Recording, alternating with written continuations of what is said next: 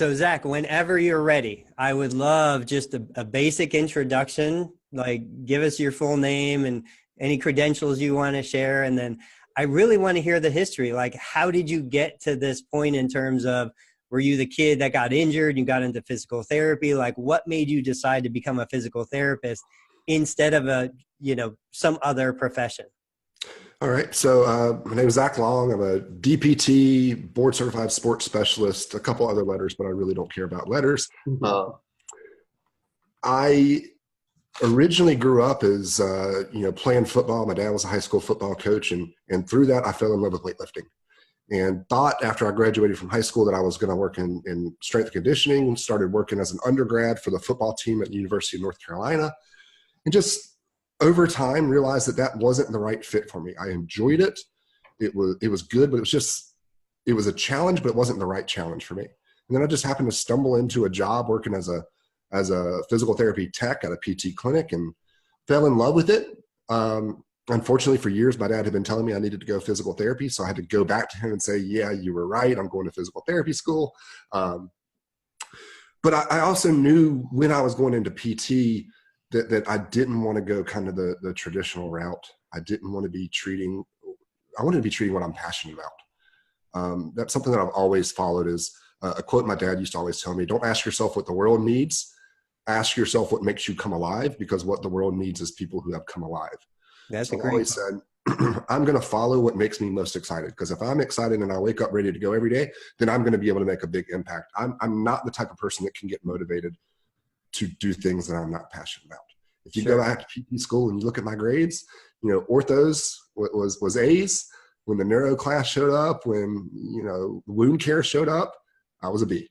And it's just very consistent that you can see in everything I did where my passion lied. And I'm not saying that's the way everybody should do it for sure, but I just wanted to follow that. And have been fortunate enough that I just took these skills that I had from working in the strength and conditioning world for a while, and then having a physical therapy background and just figuring out how to leverage those two together as much as possible.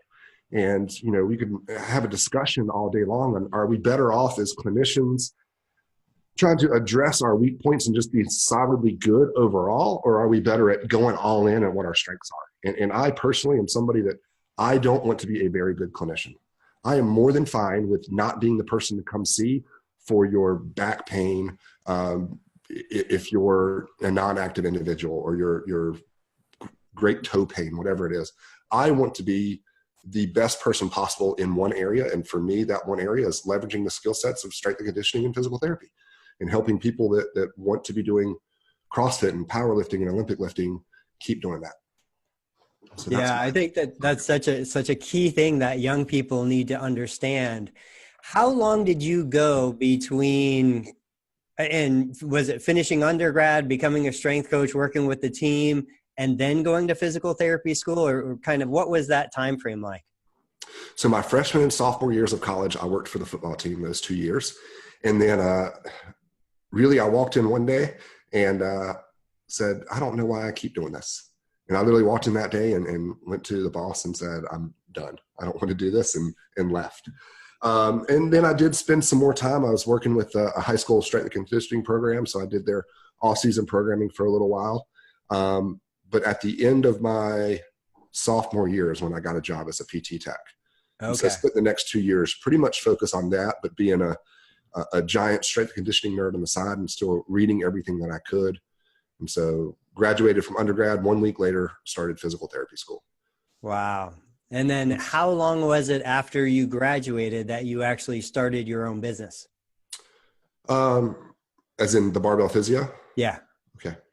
So when I was an undergrad, I was always reading different blogs online. I was reading Mike Reinold and Ursa Religioso's blog every single day. And I knew that I wanted to do something different. I didn't know what it was at that time. I didn't know that it was the route I was going. But in order to start doing something different and to challenge myself to be continually pushing myself, I started a website. It was a website that I didn't promote at all, but I made a goal to write articles a couple times a month on it that just kept me up to date on certain research. And after a couple of years of that, year and a half of that, I went and approached CrossFit Journal, who has, so they have their online publication, and I took one of my physical therapy school presentations on the biomechanics of the snatch, and I turned that into an article for them. And then they just kept kind of asking me for a few more articles. And so I know the CrossFit community based on that likes what I have to say. And I transitioned jobs from a general orthopedic clinic to a sports clinic, but that sports clinic paid me entirely on a percentage of my collections, which is great when you're really busy because I make more than I could with a salary. But initially, it was really rough, really, really rough. We had some really hard times getting credentialed and a really low caseload when I started. And it took me several months before I saw a paycheck more than $500. So I'm literally at the spot where I'm going to the Coinstar with my piggy bank to pay my bills. And I talked to my sister who's now in marketing, and I'm like, CrossFit Journal likes what I have to say. And every time I put an article out there, I get a ton of traffic that comes to my website, but I'm not doing anything to kind of take advantage of this and move further. So she said, well, you need to get on this Instagram thing. And be honest, I've never been a social media guy. It just cracks me up that I have the social media following that I do now. I was like, no, I don't want to do Instagram. Hell, I remember giving my wife a hard time for getting Twitter. Yeah. I just made fun of her an entire day. I sent her a text message about every single thing I did to just make fun of her for having a Twitter. Well, my sister said, look, if you're going to start building products and reaching out to this community to try to get financial gain, you've got to start marketing. And the way things are going right now with the younger generation is Instagram. And so I had kind of rebranded my website to the Barbell Physio because I had determined that I wanted to go down the route of barbell athletes, and that was going to be my focus. I wanted a brand that spoke to that immediately, where you didn't have to ask what is, whatever, rehab performance. Yeah. I wanted people to know that I am for barbell athletes. And I wanted to really specifically target that niche. And then I just went all in on Instagram and Facebook, but mostly focus on Instagram where nobody else was at that time. So Kelly Starrett had already been doing his thing for a few years. And so in the CrossFit community, physical therapy was getting really cool and people were starting to pay attention to that. He was huge on YouTube. And I said, all right, I need to go to where he's not. That's Instagram. Where can I grow separate? And also, not only do I approach things a little differently than him from a treatment perspective, but I don't want to be a copycat of somebody else. Right. So if Kelly Starrett's talking about improving mobility to get in better positions, I'm going to talk about improving your strength and control of positions. I'm going to go after, that target market of people that maybe don't fit best into his treatment philosophy. And so, it's not, I would never consider that like, I don't like looking at things as competition. It's just, how can I target people who don't work in other people's systems?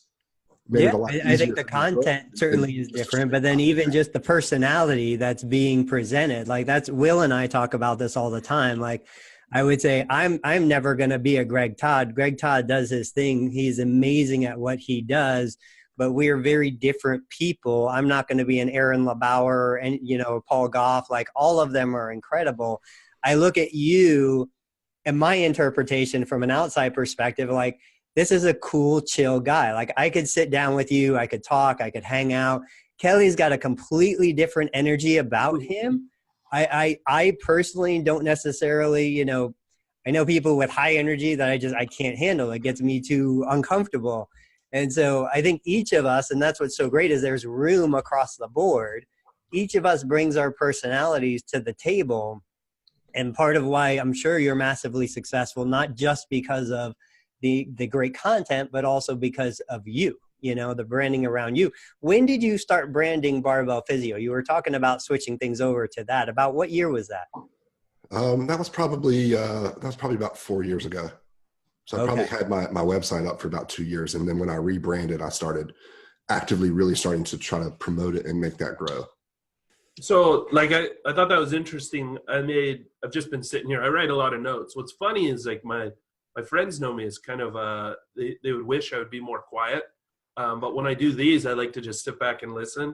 So it's just, I like that dichotomy. But one of the things I noted, and you already said, I was writing down complimentary, not competitive with Kelly Starrett, which I think is what I've observed and also speaks to your relationship with ICE and just what I've observed with you from the beginning, that I've noticed some people's approaches to market are very competitive, from like almost, they like being standoffish. They like that that clash, whereas your stuff is complementary. And I just, I made note of that because I think that speaks to like an abundance mentality. It's not, I'm going to pull you from this camp. It's, hey, these two camps can actually push you forward. Yeah. I like that. We just, as a whole, as a physical therapy profession, we're arguing way too much amongst ourselves when we've got much bigger problems going on than to worry about, every time Kelly Starrett's name gets mentioned in a physical therapy Facebook page, it just gets bashed about what he does.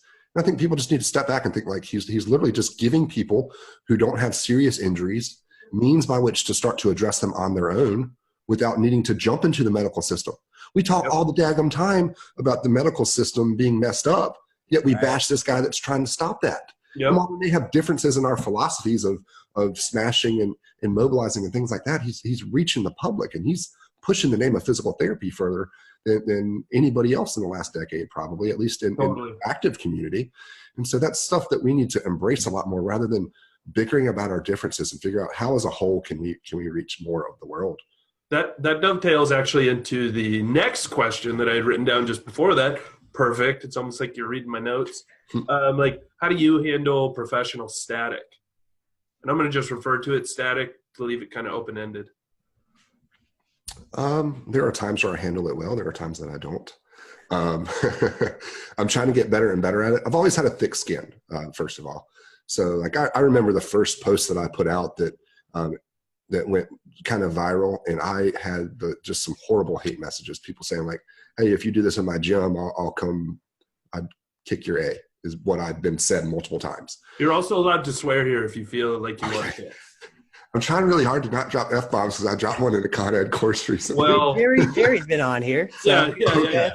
Tony and I are friends with Jerry, so you will not. There are times where like when that person said that, I literally said, "This is my address. Come over anytime you want. We can go." There have been other times where I'll just hide a comment. There have been times where people have said things or commented on posts in ways that I think would create negative thoughts in other humans, such as somebody I did a banded lateral raise. It's a movement from like the Lewis shoulder symptom modification procedure. And somebody came in there talking about how that's an impingement movement and I'm going to make people's shoulder tear up. And so that's one that I dove in and tried to have some discussion on to basically say, hey, that's not exactly true. And we need to not be making people more scared of movement. And this was a guy that had like 6 orthopedic surgeries. And he said his physical therapist said this. He's not a physical therapist. He's not movement trained at all, but he's just repeating facts from other people. And I'm quoting research and he's not getting into it. And then I got irritated and I didn't handle that appropriately. I went a little over the top on that one. So I'm tried to be as professional as possible, but there are times where I don't do the best at that. I typically try to be level-headed. Yeah, I mean, there's definitely no doubt it's a double-edged sword, and you're going to have those instigators. I'm curious about going back a moment. You talked about appreciating the professionals out there that are expanding access, getting information out to the people who they're not going to go see their doctor, get a referral, go to a traditional physical therapist. Did that have a role to play in your development of the digital products and getting into putting out those things? Because I think that is massively needed in the profession. We just don't have enough people putting out that kind of content, that entry-level content that's got great information, but it doesn't have the barrier of getting into the clinic and doing the one-on-one and all the other stuff. What got you into the digital products? The digital products all just came down to trying to give solutions to problems. For instance, the first product I put out was called Bulletproof Mobility. Yeah, I remember. I was just going into CrossFit gyms and seeing people foam rolling for 20 minutes, band distractions for 10 minutes, light warm-up stuff, and they're taking 30 to 40 minutes. No exaggeration. They're just getting prepped for a workout. And I said, this isn't the way it should be. You should be able to get your mobility work in, your movement prep work in 10 minutes. Right. So I created that product to address that problem. And then as I was really diving deep into understanding the mechanics of the squat, I knew there were a lot of physical therapists that lacked that and a lot of coaches that lacked deeper understandings of the squat. So I would go into the CrossFit gym that I was a member at, and the coach was having somebody do some hip mobility work. And when I would grab their hip and move it around, they had great hip mobility. Their hips just felt tight because their ankles were tight. Right. And so they were having to move through more ankle motion. So I developed educational videos there to help those coaches actually target the right areas. And then, the biggest financial move I made, smartest decision I made, was I was always having people ask me for programs and help me with a mobility program. How do I fix this? And while I had articles that gave out, here are my favorite ankle mobility exercises, I never put that together in a prepackaged program, which, our average athlete doesn't know how to combine. How do I combine maybe some passive thing like a foam roller with some active stretching, with some loaded movement and stretching to improve their positions? Right. And while you can write that in articles, and you can go find all that stuff on my website and figure out how to put that together yourself, there's also a lot of people that don't want to take the time for that. Or even if they read those articles, they're just not going to be able to connect the dots in the right way. So that's when I started building out programs for working on specific skills. And I have a business partner in that, Pamela Gagnon, who happens to be a world-class gymnastics expert and bodyweight strength expert. So, we filled this hole of other people are making programs like this, but nobody's doing it with a physical therapist / strength meathead coach and a gymnastics expert. So that's a way that we kind of differentiated what we did from other people. And I fully understand that these programs, because they're not individualized, they're not going to work for 100% of people. Right. And that's okay. I'm providing them a low barrier to entry product here that's going to work for most people. And you know what? If you come back to me after a month of doing this product and you say, I didn't get any better, that's fine. You'll 100% have your money back. That's not a big deal to me. I just want to make it as easy as possible for people to have access to something better than what they'd probably be doing if they were working on this by themselves. Yeah, no, that's huge value. I appreciate that. And I would love to hear a little bit about the mechanics, the logistics, because I know myself, I know others out there, like you are one of the few people who break through and we're getting blog posts written and posted. Like there's millions of us that have the information, but we cannot get it out of our brains, out of our bodies. You were able to produce these digital products. Like what are some of the barriers you ran into yourself? They're like, I know I want to do this, but I'm having this roadblock. And how did you overcome some of that? The biggest barrier that I've had by far has been dealing with the technology side of things and building a website out by myself and setting up the shopping carts and the email delivery systems to get these digital products to people. That's one thing. If I could go back 4 years from now, even when I wasn't making money on the website, I would have invested in somebody to take care of that for me. Since I've had somebody that can go through and fix the tech issues and set me up with better shopping cart systems and not have me wasting 10 or 15 hours a week on tech problems. Yeah. It would have let me spend 10 to 15 more hours a week focus on content production. Right. And not killing myself with something that was just outside of my scope, just enough that it was way too much stress than it was worth. So that's the biggest barrier that I'd probably go back and do. From getting the word out, that's never been a big issue with me because I was able to grow really rapidly online. Yeah. So I've had the market. It's just how do I make sure that the products are good enough and delivered appropriately and things like that. Would you mind just, and only share what you're comfortable with, giving us an idea of the overall business model? Like how much of your business is online digital products? How much is it actually like clients in your facility that you're working with live? Just from like a percentage perspective, how much of each do you put into? So at this point, I put in so much time on the website and social media and building these products out that I don't have to work a whole lot on it. Right. The perception, if you look at my stuff, is that I'm still, working a ton, and I'm still working a lot, but I'm not putting in the 40 hours a week that I used to on the website. So right now I'm sitting at, I'll probably work an average of 10 to 15 hours a week on the website. And the finances of that are, I make a lot more for my time than I make in the physical clinic. Right. So, I am the manager of a PT practice. So it's a chiropractic office with 4 physical therapists, and I'm in charge of all the physical therapists there, and I make a very solid salary there, and I'm breaking that online now. So what I was going to ask is population breakdown. Is it mainly from clinicians or is it the general public? As far as who's purchasing? Yeah, that's by far the general public. That's probably going to be 80% of sales is going to be the general public at this point. And that's just, looking at who my followers were. Most of it was a kind of a barrier for me to get over the non-individualized programming, Tony. Yeah. That was something that I held off on for a long time because I was thinking like, this won't be perfect. Right. So when somebody would reach out for me with squat mobility help, I'd say, I think you should buy this product, Master the Squat, which was an hour and a half long video on how I analyzed the squat. Well, if you think about that from an athlete perspective, that was kind of a dumb move for me, because for years I passed up on the money and ability to help people that I could have, because your general athlete doesn't want to watch an hour and a half long video, take notes on it, do all these tests and things like that. So I would much better off by going and making just a general squat mobility program that takes them 10 minutes 4 times a week and selling that to the public. Yeah. The big thing that I wish we could tap into is all the stuff that happens behind closed doors. I get a new patient evaluation coming through the door. We spend all of this time. There's so much value in what is being communicated there, but it's all private. Nobody else in the world sees it. And then you have to repeat it and repeat it and repeat it. And I tend to be of the nature, the mindset, like I'm a big 80-20 guy. Look, give me what will give me 80% of the benefit.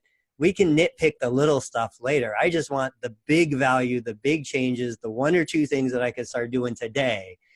And that's what I tend to give to my clients, like, yeah, we can get into all these little fancy terminology, but do this one thing. Do this one thing consistently for the next 7 days, and I guarantee you will see improvement. And then we can go from there, because at least my population, we're not talking elite athletes. We're talking deconditioned, out of shape, chronic disease, chronic injuries. There's a lot of room for improvement. You're in a different world, certainly, but I think CrossFit really took us to the next level to say, look, yeah, one-on-one individualized programming is great. People can't afford it. People don't have time for it. Some people don't want it. Let's give them an option. Let's just not tell them to screw off because it's all or none. Look, I'll put out a good program. It's going to help most of you, and most of you, if you do it, are going to feel better, and I think that's valuable. Yeah, absolutely. How much of your time is spent teaching? I'll teach anywhere from 1 to 2 weekends a month. And so when I teach, that's going to be a 2-day course, 8 to 5, Saturday, Sunday. So is that something you've always been passionate about? Is it like I love teaching. I love educating. I do physical therapy because it gives me a chance to teach one-on-one. What about you? So grew up with my dad being a high school football coach, my mom being a teacher. Yeah. And then I went into coaching for a while. So being able to be in a situation where you impact a lot of people rather than one-on-one is something that I've always been passionate about. And, I really feel when I have a specialty in a certain area that a lot of people in our profession don't have, that I think it's my responsibility to share that as much as possible. Right. What are you seeing as the challenges, since you do have access to so many clinicians out there and so many clinicians who are hungry for this kind of information? What are some of the trends or the challenges you're seeing across the board with the people you're working with, the clinicians who are coming to learn to you? What are their frustrations right now in the profession? Something that we get in the fitness athlete division of ICE constantly is people sending us messages or commenting on stuff nonstop about how, we are overly aggressive on needing to load people, and talking about how we need to back down to the basics of physical therapy exercise prescription, which God, we're so far behind in exercise prescription. There was a post a couple of days ago, somebody commented on, we had like an 80-year-old woman doing sit to stands, and they were talking about sit to stands in an EMOM fashion. Every minute on the minute, they were doing sit to stands and something else on the opposite minute. And somebody was commenting on how, we shouldn't be treating these people like CrossFit athletes, that we should be focused on more functional stuff. And I'm like, what the heck is more functional than a sit to stand? Sure. In an 80-year-old woman. Yeah. So, you have people that still aren't ready or willing to up their exercise prescription to levels that will create adaptive stress on the human body, and that still think the body's a little too fragile. That's going to be one barrier. Another barrier is going to be, we're really fortunate now compared to 5 years ago when I graduated. I didn't know how much I was lacking in this area, even with my strength background. I really didn't know how bad my exercise prescription as a PT was. And now we have so many young grads coming out that through social media, and how many more people have websites and how many more people have voices out there in our profession, that they know that what they're learning in school is not enough. but then they can unfortunately get stuck in clinics that don't allow them to do that, where their creativity is stifled consistently. And they get into a clinic and that clinic doesn't have anything heavier than a 10-pound dumbbell. And so how are they going to load the way that they feel is most appropriate? And I get a message every week from somebody that says, hey, my clinic doesn't have a barbell, so I'm going to buy a barbell and bring it into the clinic, and I'm buying it personally. Do you have a recommendation? Yeah. And things like that. It's old school PTs and needing some people to be updated on things like that. Alan, one of the instructors in the fitness athlete division, he's about to leave a job, but he likes doing rehab EMOMs. They're really, really fun way to get patients moving, where every minute you kind of switch to a new exercise. It kind of keeps your cardiovascular system up while you're working strength. Gets patients really, really engaged. You wouldn't believe how much fun patients have doing this compared to 3 sets of 10 with a minute rest between sets. And his boss hated the fact that he had these little timers going off every minute and had people doing kettlebell deadlifts and sled pushes in the clinic. And so there's just going to be a continued kickback on more progressive loading by certain physical therapists that I just think have a little bit more of a fragile mindset around the human body. I think those are probably the 2 biggest barriers we have.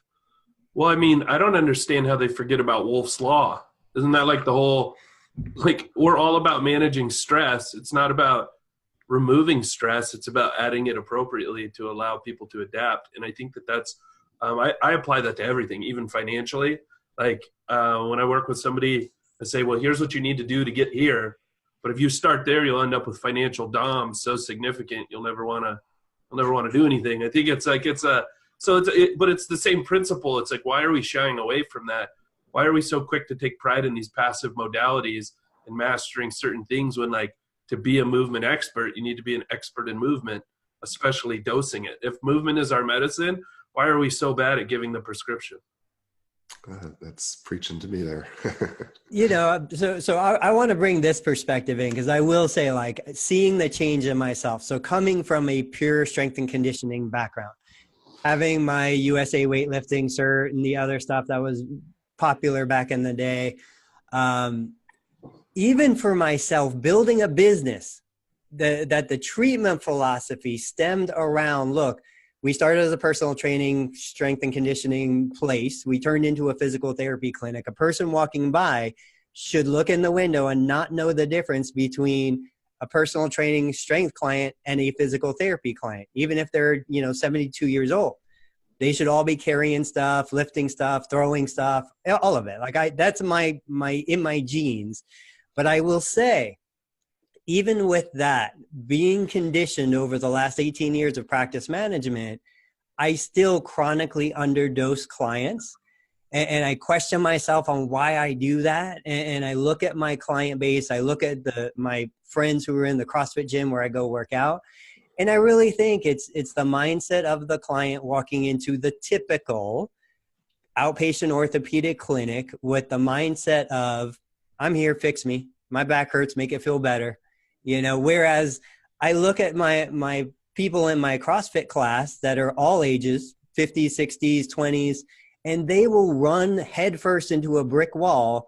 If the coach tells them to do that, they will get hurt and they will do it again, because they will do anything to make themselves healthier, stronger, happier, So it's just that mindset going in. And I will say it has absolutely a detrimental effect on the clinician, because even though I battle to maintain that identity, just this morning I saw 2 patients, and I know I'm chronically underdosing the stuff that I need them to do, but it's the fear and the power of that fear within the client. Yeah, So, I'm 100% there with you. Still, at this point, like I left work yesterday and I have a girl that had a Bankart repair and slap repair, and the surgeon's notes were, the surgeon was really conservative with it, and we're 11 weeks out now, and she's a cheerleader, and I left work. I'm just thinking back on my patients for the day. I'm like, crap, I'm not doing good enough with her. I'm underloading her right now when we're trying to get back in a couple months to her doing elite level cheerleading, and I'm not pushing it the right way because I'm scared at times. Right. Yeah. Tell me, what is kind of your advice to that young clinician, whether they're still in school toward graduation or they've graduated? and they're like, look, you know, all I have is PT school to fall back on. I know I didn't get the information that I need to become the clinician I want to become. Certainly we know there's fellowships out there and residencies and other things. Like, what do you typically tell that person to say, this is where you gain that experience, that knowledge, the depth that you need to become a great clinician? I would try to find, number one, in your first job or first few jobs, find a good mentor from a practice standpoint. Somebody that when you have those difficult cases, you could bounce ideas off of. My mentor was a great mentor, clinically very far behind where we should be. But that doesn't mean I didn't learn a lot from him on how to manage those really complicated cases. And then from there, I think it's getting out to continuing education courses, finding philosophies that kind of work with your general beliefs, but also that challenge your general beliefs. And, you know, when you go take McKinsey A, it's not just picking little pieces of it out and adding that to yours. It's go all in on McKinsey A for a little bit. Go all in on repeated motions for the lumbar spine and following their process until the very end. And if you get nowhere, then start working on, a different treatment algorithm. But sometimes young grads that they'll go jump into a bunch of Con Ed courses and they'll pick only little pieces out of that. And I think they need to spend a little bit of time really working through a full system before they start deciding which pieces they like and which they don't. I've took McKinsey A and B right out of school, and I've used those treatment philosophies a ton with my patients. But after going all in on it and then working through other systems, I've been able to find the balance and better identifying when is somebody going to respond best to that versus not. Versus a friend of mine took McKinsey A and B, took DNS, took dry needling, took probably 10 courses in his first year out of school. And when I look at his treatment philosophy, it's an unorganized toolbox of grab something and start throwing it. Right. And I really wish he'd have gone back and worked through that system. And how long you need to work through that system is going to be different for individuals, but just go all in on something for a little period of time, really try to figure it out and the nuances of it, and then move on to something else that's going to help you learn and grow. So that brings me to a question and a thought that I've been curious. What I took away from what you just said was spend some time in the trenches with some of these different systems. Don't just, it's so funny that we're like, so many PTs are very quick to be like, oh, we're science-based, we're evidence-based. But then when they don't put in enough reps to actually, and no trials of what they're actually trying, they're just very quick to be like, oh, let's discard this, let's discard that. Do you have any thoughts, or feel free not to share them if you don't want to, but any feelings about how many fresh, brand new professionals with less than a year in the clinic, do you have any feelings about those now coming out saying, well, the evidence says, or developing this voice online?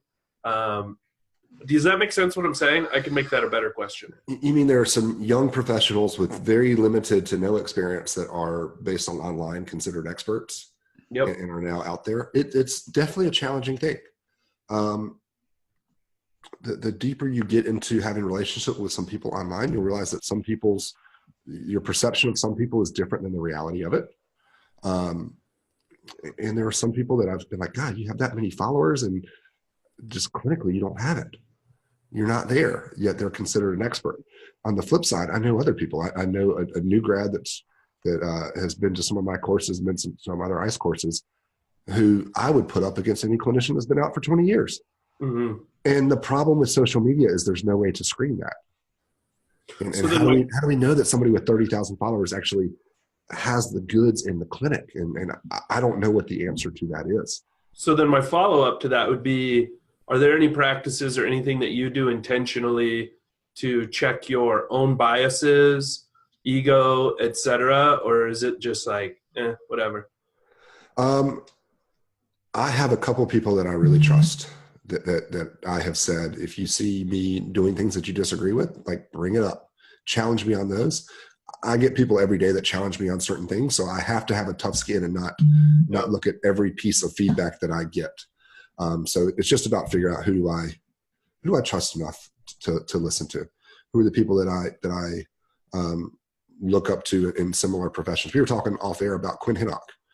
If Quinn Hinnock is putting some information out there that's contrary to mine, that's somebody that I respect. That's a dude that's clinically working really hard with the same population, that's diving really deep into the research. So if he disagrees with me or he puts out something that's different than how I look at it, I'm going to listen and see what I can pick out of that.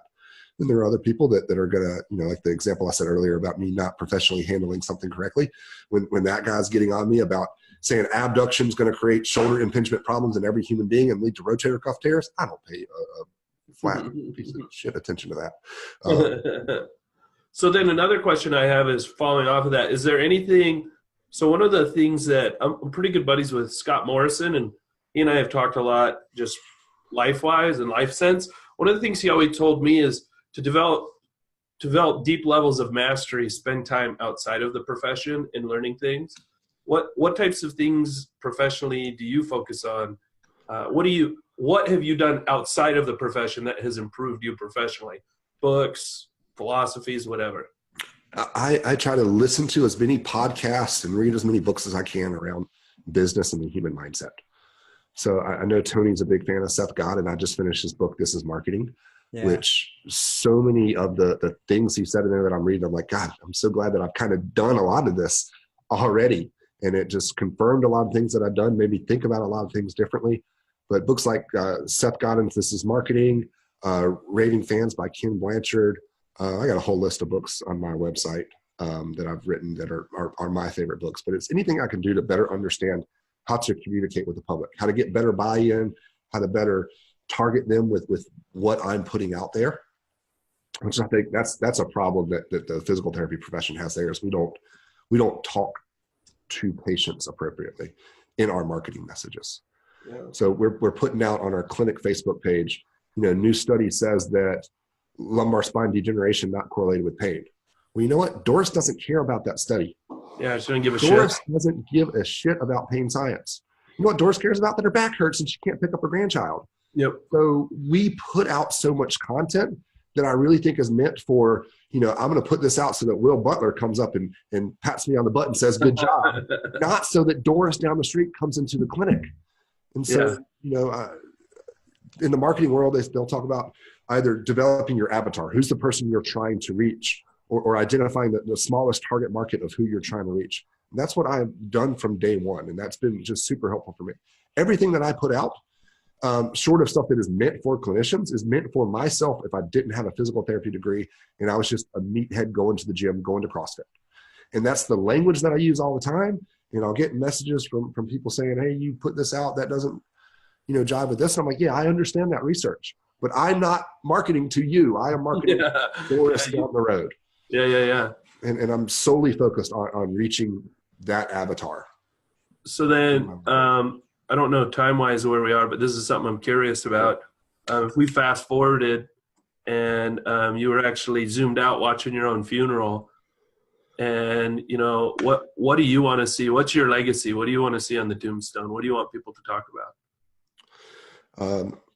So when I left my former job to come to the sports clinic and started doing this online stuff, I left because I sat down and I wrote my vision statement down for what I wanted to do with my life, both in my relationships with my family and my wife, what I wanted to do religiously, what I wanted to do in my career. And the career part was improving the worlds of athletic performance, injury prevention, and rehab. And y'all can even see it up here on the big banner that's in my garage. It's on my phone every day. So that vision statement's always in front of me to always keep me focused on what I want to do. And I would love for my tombstone to say that this is an individual that improved the worlds of athletic performance, injury prevention, and rehab. That's powerful. And that's one thing that anytime I get a chance to talk to somebody about that, I believe we should do, is write down your vision statement for where you want to go. I've been given, when I was younger and still in huge amounts of financial debt, thank God I'm not anymore, going and treating somebody at a CrossFit gym for $100 cash or $75 cash under the table was great opportunities to make money. But I had that vision statement in front of me, and I always thought, yes, that's $75 for an hour of work, but that doesn't help me reach the world. So what can I do in that hour? In that hour, I could go film 20 exercise videos. I can go write a new blog post. I could start working on a new programming. I could do things that will actually work towards that vision statement. And so that vision statement's always kept me on track. That can change. Mine, fortunately, has not changed since I wrote it 4 years ago.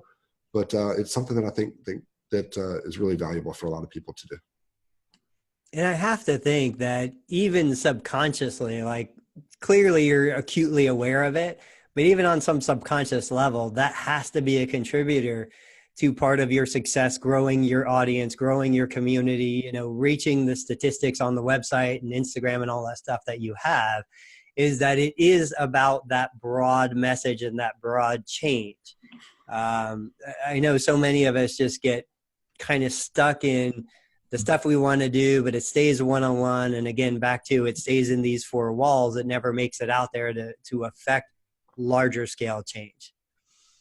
And what would be like, do you have any internal vision of like how big this is going to be? How large do you want to get? Do you have a measurement system in place for what you determine is successful to you? I don't have a measurement system in place.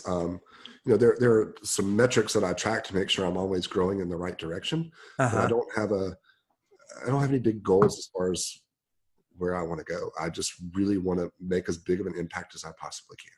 What is the next step for you from a business perspective?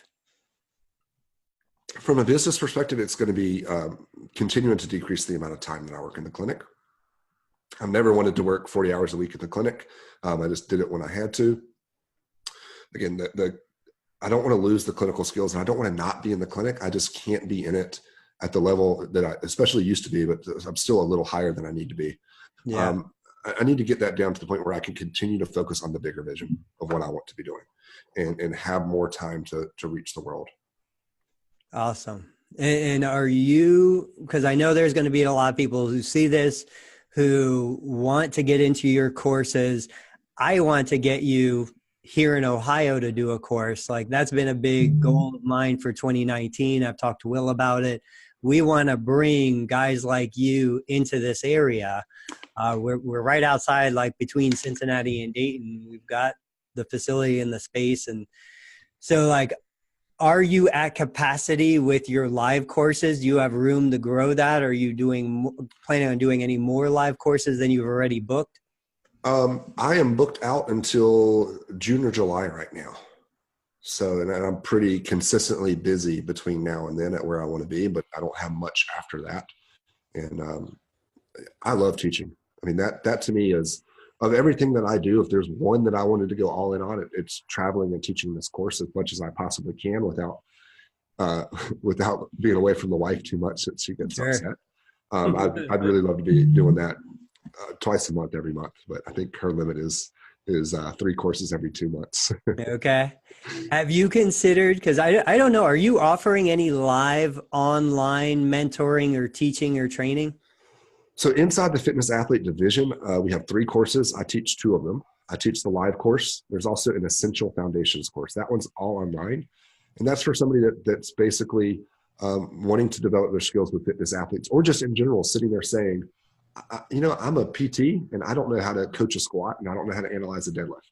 Right. Or I don't know how to appropriately load patients in the clinic. That's what the essential foundations course is. That's taught by Alan Frendendahl and Mitch Babcock.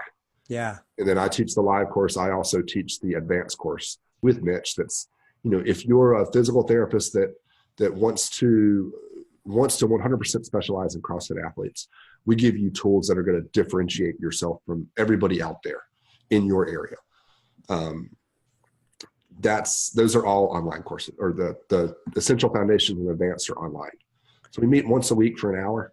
There's also a pre-recorded video that you watch every week and some homework that you do every week, so that there's online, pre-recorded and online live discussion every single week. And that's kind of one way that we're working on scaling up, because it's definitely difficult a lot of times to get to different courses. And this lets us, we had 3 people from Australia in our last cohort.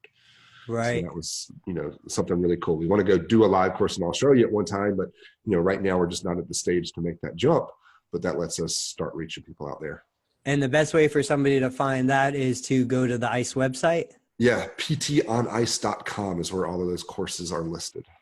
Gotcha. And then I am going to throw this one other one out there because I'm seeing it pop up and I think it's massively valuable. I know like Jared Hall and Mark in the Modern Pain Care group, and they're doing kind of a live interactive mentoring group. Rob Vining and I talked about doing something like that. Like I had created, which I never did anything with it, a telehealth CI group where I'm like, look, I should be able to have clinicians, students who want to come in, watch over my shoulder, real patient interactions, totally different than anything you're going to learn, talking about patient interactions. But look, see what that person just said to me, listen to what I just said to them. And then afterward, we'll review and like, why did you say that? Why, what was your thought process? Like that kind of real time back and forth Q&A. Have you guys considered anything like that? Because I could see that again as a huge draw for those clinicians in the CrossFit gym, because they're speaking a different language. And so many of the clinicians I know that are not succeeding to the level they want, they're still not talking the language their clients need and are using. Yeah, so two things there. Our live course is really focused on developing your coach's language and coach's skills so that we want you to be a better communicator with athletes. And that's our sole goal. It is about coaching. And so I think that course, for anybody that's coaching human movement, I've not found a course that goes into that strives like we do to try to make you use appropriate cues, verbal, visual, tactile, and combine those ways and using language that patients are going to understand. So there's some components of that in there.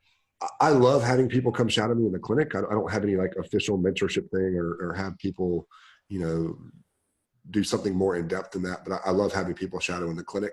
I'm just in a situation in the clinic right now where we have gotten so busy that we don't have space. And so there's body cam. There's one morning a week where there's actually enough space in there for me to bring somebody else in to shadow me. Yeah. Otherwise it just gets a little overwhelming and the clinic has just exploded in the last 6 months or so. Wow. Rob and I actually really talked about body cams and mics and like the students could follow you around that way. But anyway, I won't take up any more of your time. Like this has been so tremendously valuable. Thank you so much. Sick and all. Thank you so much for coming on and talking to us and answering all of our questions. So when somebody wants to get a hold of you, just one more time, and I'll put it in the show notes, what are the best resources for them to actually get to you, talk to you, ask you questions? The website's thebarbellphysio.com, and then Instagram, Facebook, The Barbell Physio, and you can find my email there. You probably find my phone number in there somewhere too, if anybody wants to contact me. But what is your preferred method of communication for somebody? Email. Got email. That's zlongdpt@gmail.com is the best way to get in touch with me. I really appreciate both of you having me on here. Obviously, there's a lot of voices in physical therapy, and there are a few people that when I'm scrolling through Facebook and I see them post that I stop and read, and both of you are that. I enjoy the content that both of you put out and actively look for it when I'm scrolling around. Well, we appreciate it. That means a lot. Thank you so much. Will, anything you needed to get in before we wrap? Well, it sounds like I need to produce more content. Yeah, we all do. Awesome. I appreciate it. This was great. I've been looking forward to this. Thank y'all. I was looking forward to it as well.